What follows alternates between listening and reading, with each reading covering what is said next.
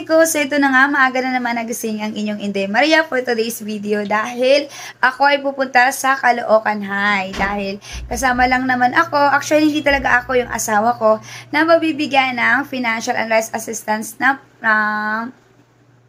DSWD. O diba? Taray. Char. Sabi ko sa inyo, nangangailangan ako. Charis. So, yun na nga, kailangan ko maagang gumising kasi magpe-prepared pa ako ng almusal, ng mga papasok sa school at saka sa work. Siyempre, ulirang ina tayo. So, kailangan natin asikasuhin muna ang lahat bago tayo umalis. At yung dudong ng kalib naman natin, ay ibibili na lang muna natin sa kapitbahay kasi tulog pa siya. So, hindi siya pwedeng sumama kasi kawawa naman. Dahil alam nyo na, bardagulan ang labanan niyan mamaya. Charis! So, yun po, samahan niya ako. Shish!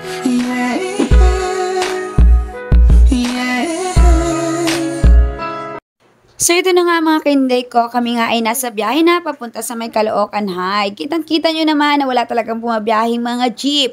Mga e-jeep lang po ang bumabiyahe niyan. At kaswerte nga naman talaga namin dahil meron kaming narentahan na jeep.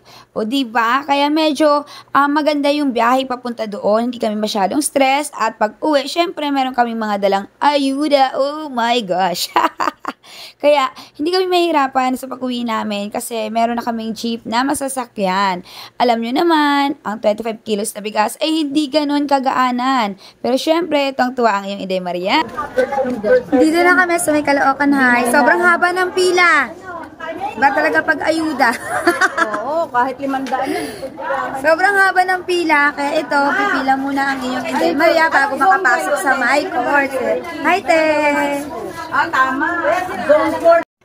So, ito na nga mga kainday ko, nandito na nga kami sa may Caloocan High at sobrang haba ng pila, kitang-kita nyo naman. Yan, papasok pa lang po kami sa may cover court, pero talagang yung mga pila namin ay hindi napuputol kasi mahirap na una-unahan at pagdating daw po dun sa cover court ay meron pang verification ng mga papers.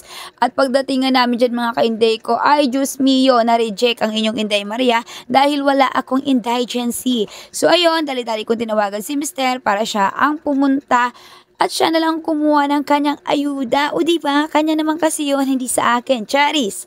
Alam nyo, binidyo ko na rin yung school ng STE. Ang ganda niya pala. At eto na nga, nandito na kami sa may cover court. At kitang-kita nyo naman mga kainday ko. Sobrang dami ng tao. Sa tingin nyo, anong oras na kaya kami nito makakauwi? Charis.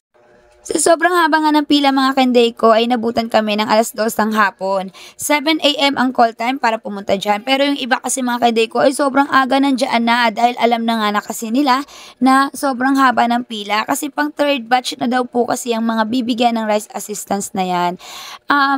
Sinabi nga kanina na 10,000 rice daw yan. O diba isipin nyo, 10,000 ka tao, 10,000 ka pamilya ang matutulungan. Kaya sobrang thank you talaga at isa kami sa nabigyan ng bigas.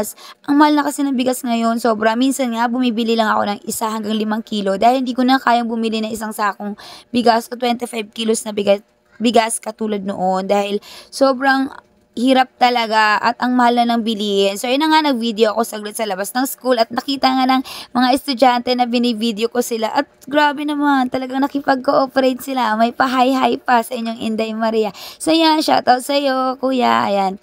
So, ayun na nga, bumalik na ang inyong Inday Maria para tingnan yung mga nakapila doon. Kasi nga, hindi ako ang nakapila yung mister ko. Dahil nga, nireject ako. At ayun na nga mga kainday ko, vinidyo ko na rin yung ibang place dyan sa may Caloocan High. Tsaka syempre, kailangan ko ipakita sa inyo ang napakaraming bigas. Oh my gosh! Alam niyo, nakakatuwa talaga. Alam niyo, habang tinitingnan ko yung bigas na yan, gustong-gusto ko talagang umentry dyan. Gustong-gusto kong sumayaw dyan. Kaya lang bawal daw kasing pumasok. Pero nagpaalam naman ako sa isang kanina. Pumayag siya, pero meron lang talagang isang masungit. Charis. Ayaw niya akong payagan sumayaw dyan dahil hindi daw pwede. Pero yung isa ay pumayag naman. So, ang inyong Inday Maria ay marunong naman makinig, kaya ayan, binidyo ko na lang. At hindi pwedeng wala akong entry. Sabi ko, pag uwi ko sa bahay, ay talagang sasayawan ko ang bigas na yan dahil syempre sobrang laking blessing. Di ba, kitang-kita nyo naman, napakaraming bigas at napakaraming pamilya ang mabibigyan. O di ba, sobrang nakakatuwa. So, yun na nga, inabutan na nga kami ng uwian ng mga estudyante. Kasi grabe, ang haba nga ng pila, nasa loob pa sila. So, ayan, nakakatuwa lang tingnan yung mga estudyante, no? Kasi palabas sila, ay nakapila sila mga te. Talagang hindi mo makikitang pakalat-kalat. At ayan, napansin ko na nga ang aking Mister Jan na buhat-buhat ang aming bigas. Oh my gosh! So ayan, hinatid na niya ako doon sa may jeep kung saan nakaparada ang aming sasakyan. At kitang-kita nyo naman mga kainday ko. Sobrang happy ng aking mga kasamahan. At syempre, ako din.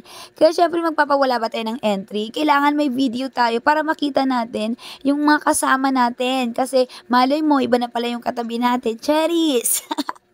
O, di ba? O, taray, bongga, happy yarn.